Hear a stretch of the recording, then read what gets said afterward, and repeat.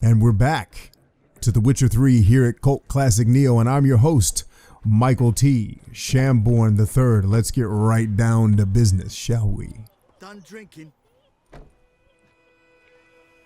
Mm-hmm. Then fuck off. Don't want your kind here.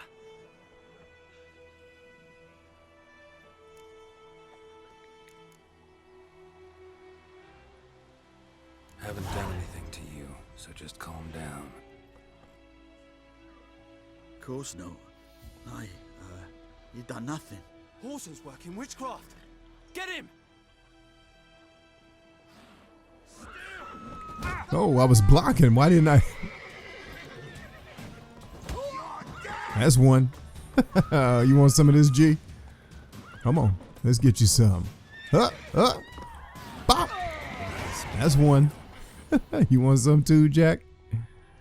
Knock them dudes cold out. All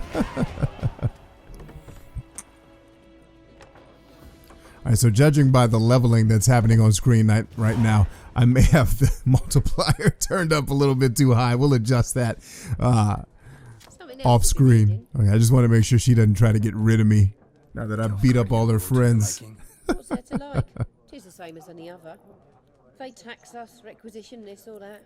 But they do keep the peace in the village, I'll grant them that. You don't mourn Temeria's passing? I mourned it round half a year back, when King Foltest was cut down. Now I just want peace. All right. Farewell. Cool. So they added a little dialogue wheel part there. Now, what I want to do is take a look at the old world map here. Zoom out and figure out, I think this is where they want us to head. Yeah, so this is the Nilfgaardian camp that we're headed to. And so if you've not played, all of these question marks are undiscovered locations on the map. They're going to be points of interest, if I can speak English today, tonight, whenever you may be watching. And these are going to be highly valuable because they're going to have treasure. I think this one actually in particular, if I have my bearings correctly, is a place of power, which are really dope. I'm going to show you that at some point. And really what I think we're going to do tonight, okay, so this is going back to where we started. Like this little hilltop right here where I'm facing is where we started the game, and then we rode all the way down here to Whitehaven or whatever the name of this place is. But let's do some exploration today. Let's go off into the wilds, maybe even do some of the side quests that are available to us. And we will go from there. Now, I'm going to take on some secondary quests, get away from lilac and gooseberries. We'll get back to the main quest. Worry not. We'll make that happen. But right now, I want to do one of my favorite things in RPGs, and that's exploring and gaining experience. And I think I'll stay the horse for now. Let's see what this guy has for sale. What's up, homie? We meet again. Thank you for Bram. saving me. People say all kinds of things about witches, but I've always known yours to be an honorable guild. So you managed to salvage some goods. Yes, but I await the repair of my wagon. As time passes, my losses grow. Do you need something? I'll let it go half-free. Yeah. Let's see what you got, man. Let me have a look at your stock. Let me have a look. Oh, yeah, he's got some good stuff, man. Let's get as many repair kits as you can. I actually tried to install a mod that stops your weapons from degrading. We'll see if it actually works. Not sure if it's going to, but we have it installed. That's one of the other ones. Now, just so you know, do I not have enough money? Oh, I don't have enough money for that. We'll have to come back once we have some more loot. But take care. I know some purists will be angry, or not angry. I mean, nobody on this channel is really going to be angry, but they'll find it odd, or, you know, they'll be like, that's not the way that I play.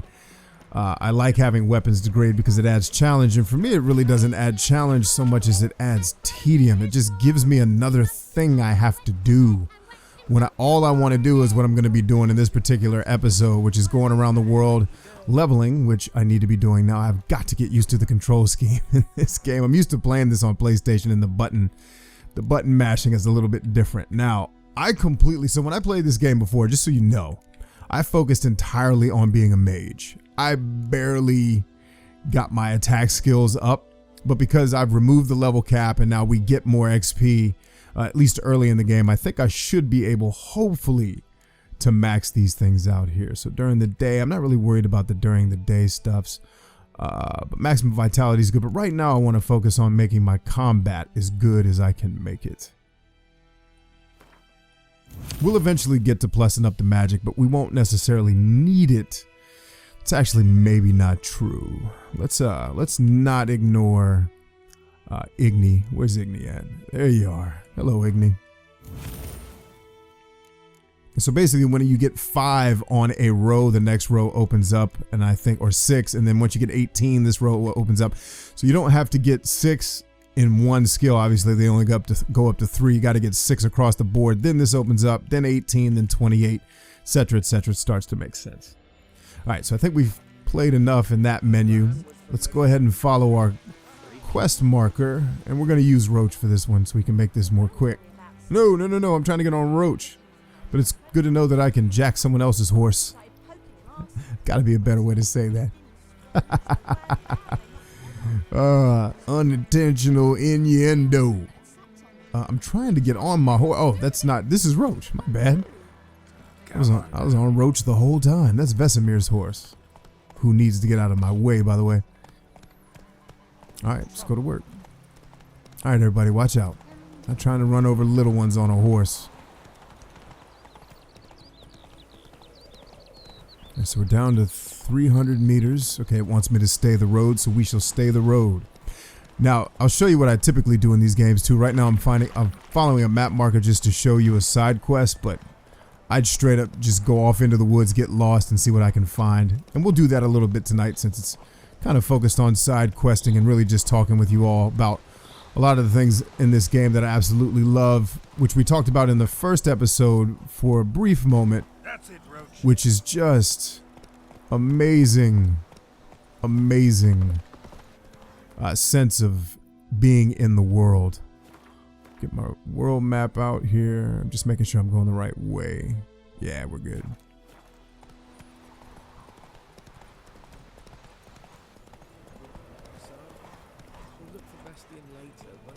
Yeah, this quest is very interesting. I remember this one.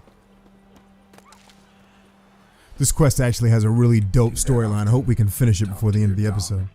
It's my brother's, Bastian's, but guess he's mine now. See, Bastian fought the Black Ones in a battle just outside the village. Haven't had word of him since. I told him, do like I did, lose a finger or two so they won't recruit you. Too damn afeard he was. Bloody hell. I'd walk the battlefield if I were you. I did. Sea of corpses. And corpsers feeding. Someone told me they're afeard of fire, so I took a torch, tried to chase them off. Horse shite, I tell you. Would have ended up eaten alive if it weren't for Hussar here. Listen, guessing you carry those swords for more than show. Come with me. Keep the ghouls off. Help me find Bastian and I'll pay you well. Fine, I'll help you. Just been a few days since the battle. Chances we find your brother alive are slim. Very slim. Who would have thought? But I want to find his body at least. So Bastian don't rot there in the sun with the Black Ones. It was racist. The Black Ones. There's two, so that's one kind of quasi race inspired joke. There's a character, an enemy character in this game called Neckers. I'm like, there's no way they made that character not thinking that someone's totally gonna take this as, maybe they thought, you know, not a lot of black people were gonna play their game, which probably wasn't an altogether terrible assumption. I mean, by and large, if you look at the demographics of video games, black people don't spend the bulk of their time playing role-playing games. Funny story. So I used to collect RPGs back in the day, and I was collecting Shadow Hearts, and I was trying to buy as many copies of it as I could find because it became really, really rare. And I found this GameStop in the hood. that had it. And so I called the guy up that, the manager of the store. I was like, hey, do you have shadow hearts there? He's like, yeah, as a matter of fact, we do. That's weird. And I was like, check it out. I'm going to come there. This was years and years ago. I was like, I'm going to come there on my lunch break. Can you hold it for me? He's like, dude, ain't nobody in this neighborhood buying shadow hearts. Just come up here when you're ready. It was the funniest thing that ever happened. Like, he knew his demographic. Like, there's no black people buying this game. And it's, it was in a neighborhood. I hate to say it's the hood and then assume that it's black people that live there. It's just, it was the hood.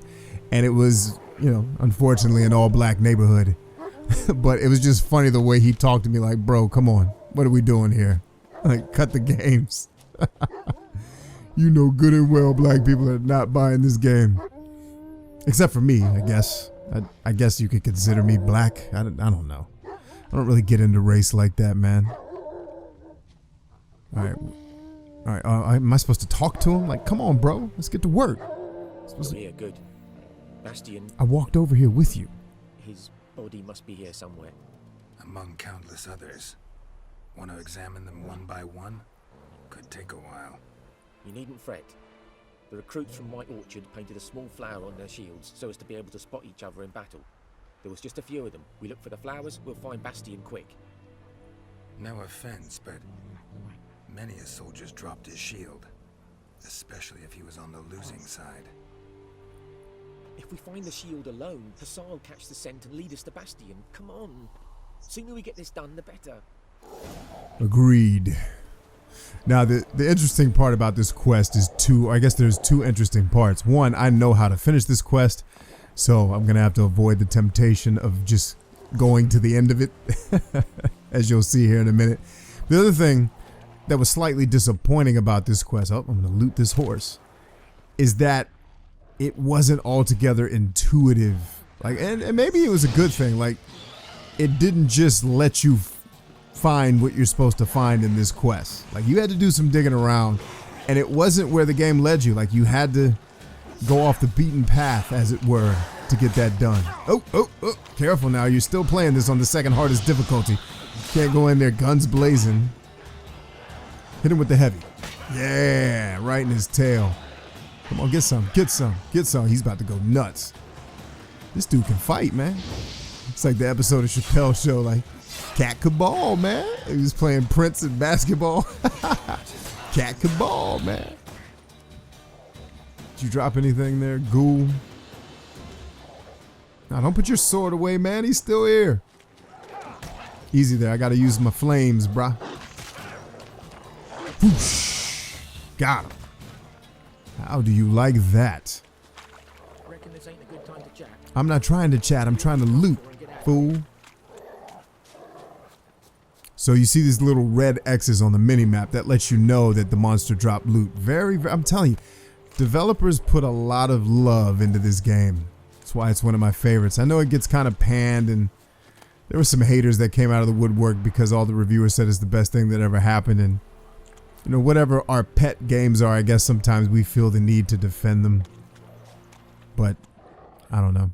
Maybe that's not my thing. I don't really get emotionally attached to that kind of stuff. Alright, so Temerian shields. I'm not trying to loot this guy. I'm trying to look for a shield. There it is. I see it. Skin's burned off. Might be hard to tell, I know, but could this be him? Bastian was big, broad-shouldered. This one seems smaller, but maybe it's the fire did that.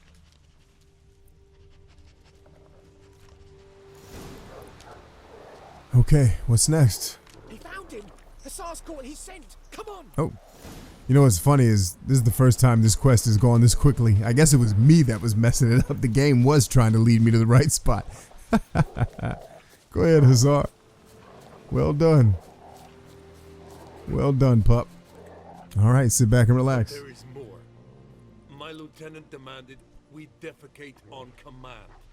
Ballista bolts landing all around, and all he could say was, "A soldier with a full stomach will not step onto the battlefield." Now shit, that is an order. Can you believe it? the cretin. Stop!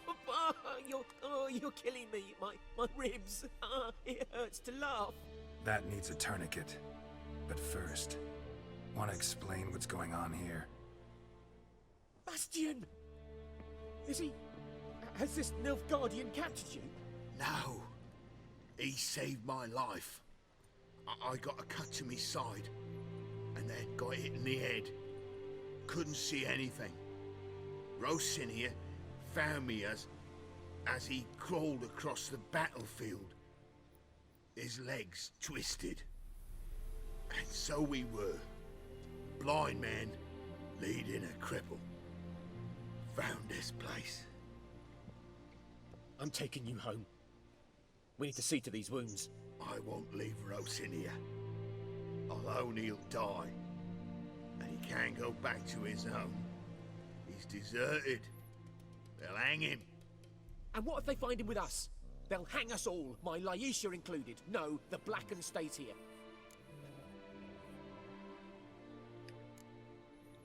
Bastian only made it with the Black One's help. Maybe you ought to show him Nordlings aren't as barbarous as Nilfgaardians make us out to be. Well, I could give him our pa's clothes, teach him to work the field. But that accent...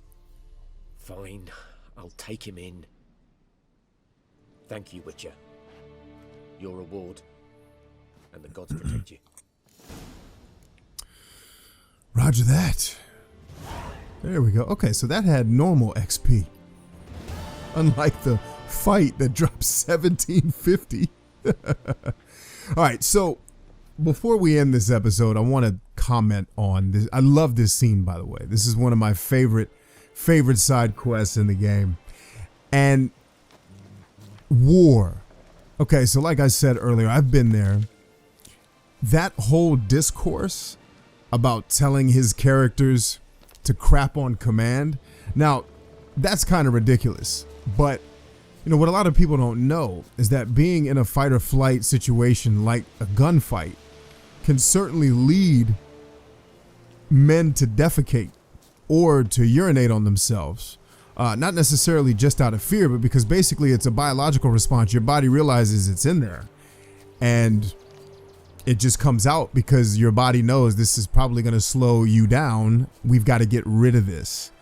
It's, you know, it's not just a fear thing. And what that shows me in this game, and I'm going to have a discussion video about this maybe later in the week, where I talk about how first-person shooters really need a better understanding of killing. Take it easy. And what goes into making a person capable of killing and being in an environment where people are trying to kill them. And these first-person shooters give no, and not all of them, I think some of them try to do good or do well, but they really don't show any empathy to, you know, the realities of war. You know, if empathy can be shown to that may not be the right term, but the point is, The Witcher 3 at least is trying. It's saying these are things that happen in war. You know, The Witcher 3 is making a joke out of it, but that's a very real thing. Now, I can say that never happened to me, but it happens to a lot more people than you would ever know, because it's people would be ashamed to admit that. And that's amazing to me. Like, The Witcher 3 is attempting to paint pictures of the reality of killing. Now, obviously it's a video game, so it's a little bit sensationalized. You know, fields and fields and fields of, you know, bloody people.